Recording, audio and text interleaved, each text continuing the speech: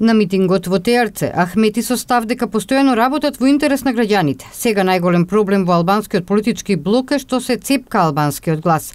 Знаете, има многу албански партии, рече Ахмети. Јас немам ништо против тоа, но до нив неколку пати сум апелирал да се обединат и нека го победат Дуи, но не вака разделени и необединети. Власта не може да биде вечна, но албанството останува, затоа треба да бидеме пообединети. Според лидерот на партијата, Дуи многу направила за подобрување на животниот стандард во Западна Македонија. Отворена е индустријската зона во Тетово, таму работат странски фирми. За неколку години бројката на вработени ќе надмина над 10.000. Само вака можеме да придонесеме да не се одселуваат младите албанци, рече Ахмети.